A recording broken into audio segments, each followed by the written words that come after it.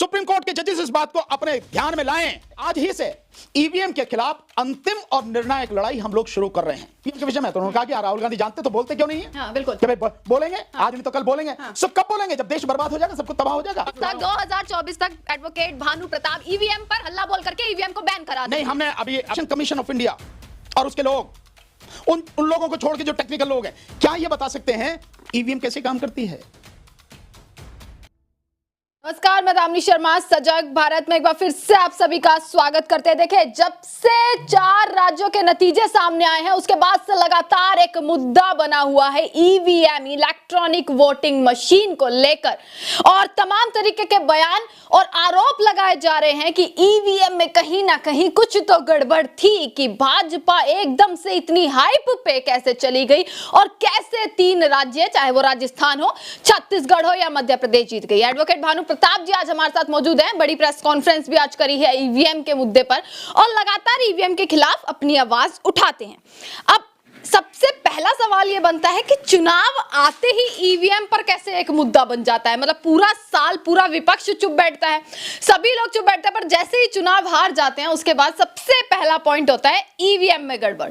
नहीं, आप ये गलत कह रहे हैं। हमने तो हमेशा ईवीएम के विषय में लगातार आवाज उठाते रहे, हम कहते रहे हैं, और हमारा बहुत सिंपल सा कहना है कि देश में जितने भी लोग हैं, मैं फिर उसी तरह से कहता हूं कि इस देश में सबसे बड़ी अदालत सुप्रीम कोर्ट के जजेस, उनका पूरा स्टाफ, हाई कोर्ट के जजेस, उनका पूरा स्टाफ, इस देश के डॉक्टर्स, इस देश के इंजीनियर, एक्सेप्ट सॉफ्टवेयर इंजीनियर, निचली अदालतों के जज, मजिस्ट्रेट, डिस्ट्रिक्ट जज, तमाम इस देश में IAS officer, SDM, ADM, collector, tehsildar, naib tehsildar, इस देश में secretary, deputy secretary, under secretary, additional secretary, director, section officers, जितने भी तमाम अधिकारी हैं, तमाम वकील, इसके अलावा तमाम जो पीएचडी किए हुए लोग हैं, तमाम जो पढ़े लिखे लोग हैं, ग्रेजुएट लोग हैं, वो सब पढ़े लिखे लोग, क्या उनमें से एक भी बता सकता है, including election commission of India और उसके लोग, उन लोगों को छोड़ के जो टेक्निकल लोग हैं, क्या ये बता सकते हैं ईवीएम कैसे काम करती है? और चुनाव के लिए सबसे जरूरी है कि free, fair and transparent election होना चाहिए। लेकिन पढ़े लिखे लोग नहीं जानते तो अनपढ़ क्या जानेंगे? जिस देश में 99% मतदाता जानते ही नहीं है कि जिस माध्यम से चुनाव हो रहा वो कैसे काम करता है, इससे ज्यादा दुर्भाग्य, इससे ज्यादा डूब मरने वाली बात क्या होगी? इसके अलावा किसी और चीज की क्या जरूरत है? इलेक्शन कमीशन की जिम्मेदारी है कि पारदर्शी, निष्पक्ष और स्वतंत्र चुनाव हो। क्या होता उससे? नहीं होता।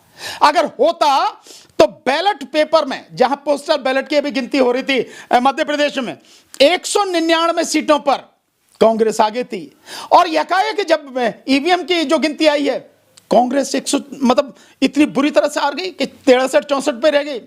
164 सीटें जो है मतलब बीजेपी जीत के आ गई, जो बैलेट पेपर में कहीं भी नहीं थी।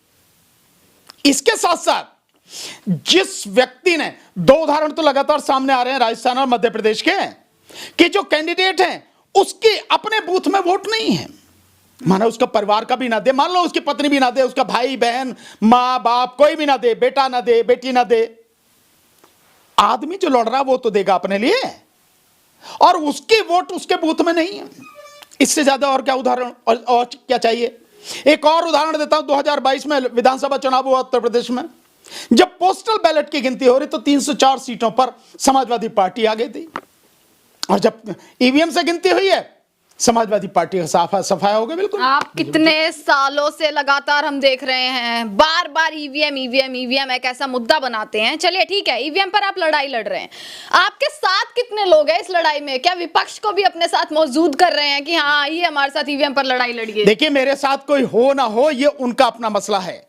मेरा जमीर मुझे इस बात की इजाजत नहीं देता कि जो गलत हो रहा है मैं उस गलत को मुंह बंद करके, आंखें बंद करके देखता रहूं। तो 2024 तक एडवोकेट भानु प्रताप ईवीएम पर हल्ला बोल करके ईवीएम को बैन करा दें। नहीं, हमने अभी प्रेस कॉन्फ्रेंस, आप थोड़ा लेट हो गए, हमने प्रेस कॉन्फ्रेंस इसीलिए की है कि अब से, आज ही से ईवीएम के खिलाफ अंतिम और निर्णायक लड़ाई हम लोग शुरू कर रहे हैं, और इस अंतिम और निर्णायक लड़ाई में हम जो इंडिया नाम से गठबंधन है, उन सभी पार्टियां जो उसमें शामिल हैं, उनको, अन्य भी पार्टियों को हम लेटर भेजेंगे कि ईवीएम में अब तो कांग्रेस भी कह रही है, इन चुनावों के बाद में जो दिग्विजय सिंह है वो आंदोलन कर रहे हैं, वो भी मार्च कर रहे हैं ईवीएम के खिलाफ, आवाज उठा रहे हैं। तो कहेगी ना सर, है ना, वो नहीं कर, तेलंगाना, कर्नाटक, हिमाचल प्रदेश के टाइम पर इससे क्या फर्क पड़ता है अगर वो हार गए? तो इसका मतलब ये है कि वो वाकई में खुल के नहीं आना चाहते हैं। अगर नहीं आना चाहते हैं तो इस देश की बर्बादी के जिम्मेदार वो भी होंगे। क्या कांग्रेस इसलिए चुप रह रही है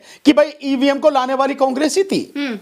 जबकि सैम पित्रोदा का मैंने अभी एक इंटरव्यू देखा 4 PM को जो दिया संजय शर्मा जी को, उसमें उन्होंने कहा कि भाई क्या राहुल गांधी नहीं जानती ईवीएम के विषय में? तो उन्होंने कहा कि हाँ, राहुल गांधी जानते तो बोलते क्यों नहीं है? हाँ, बिल्कुल कि भाई बोलेंगे, आज नहीं तो कल बोलेंगे। सब कब बोलेंगे? जब देश बर्बाद हो जाएगा, सब कुछ तबाह हो जाएगा, तो बोलना तो पड़ेगा। तो हमारी कोशिश रहेगी कि विपक्ष के जितने दल हैं उन सबको बाकायदा लेटर लिख के कि इस आंदोलन में आप हमारा साथ दीजिए, क्योंकि लड़ाई सबकी है। इसके साथ साथ हम सभी सुप्रीम कोर्ट जजेस को, हाई कोर्ट जजेस को लेटर लिख के बोलेंगे कि संविधान की रक्षा करना आपकी जिम्मेदारी है, और उसके लिए सबसे जरूरी है कि देश का लोकतंत्र बचे। वो तभी बचेगा जब चुनाव बिल्कुल निष्पक्ष हो और स्वतंत्र हो और पारदर्शी हो, जो यहां नहीं हो रहा। सुप्रीम कोर्ट में एक आखिरी सवाल है, सुप्रीम कोर्ट में पहले भी ईवीएम का मुद्दा छिड़ा था।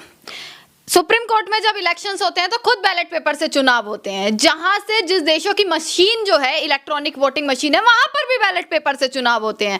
तो यहां पर सुप्रीम कोर्ट फैसला लेने में इतनी देरी क्यों करता है? नहीं, ये तो सुप्रीम कोर्ट ही बता सकता है, लेकिन ये बड़े दुर्भाग्य की बात है कि मैं बार बार इस बात को दोहरा रहा हूं कि चुनावी प्रक्रिया बिल्कुल नितांत निष्पक्ष, पारदर्शी और स्वतंत्र होनी चाहिए। इसीलिए इलेक्शन कमीशन को इतने अधिकार दिए गए हैं, और इलेक्शन कमीशन को बेशक सरकार नियुक्त करती हो, लेकिन उसको हटाना सरकार के हाथ में नहीं है। उसको सुप्रीम कोर्ट के जज को जैसे हटाया जाता, महाभियोग के माध्यम से वैसे हटाया जा सकता है। इतनी उसकी व्यवस्था करने के बावजूद भी इलेक्शन कमीशन चुनावों को निष्पक्ष और पारदर्शी और स्वतंत्र नहीं करा पा रहा। इससे बड़ा दुर्भाग्य क्या होगा? और यह बात सुप्रीम कोर्ट को भी सोचनी चाहिए। फिर इस बात को कहता हूं, सुप्रीम कोर्ट के जजेस इस बात को अपने ध्यान में लाएं कि क्या वो जानते हैं कि ईवीएम कैसे काम करती है? नहीं जानते।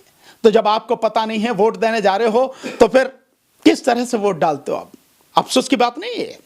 चलिए, इसी के साथ भानु प्रताप जी हमारे साथ मौजूद थे। और देखिए, ईवीएम एक बड़ा मुद्दा रहा, शुरुआत से ही रहा है, और जब जब चुनाव होते हैं, जब हाइप पर एक मुद्दा बन जाता है। अब लड़ाई जैसे कि बताई है कि आगे तक चलने वाली है, और क्या इस लड़ाई का असर 2024 में किस प्रकार से देखने को मिलेगा, वो एक सबसे बड़ा विषय, एक सबसे बड़ा प्रश्न चिन्ह खड़ा करता है कि क्या वाकई में 2024 में ईवीएम से होने वाली जितनी भी तमाम जो व्यवस्थाएं होने वाली हैं वो किस प्रकार की रहेंगी।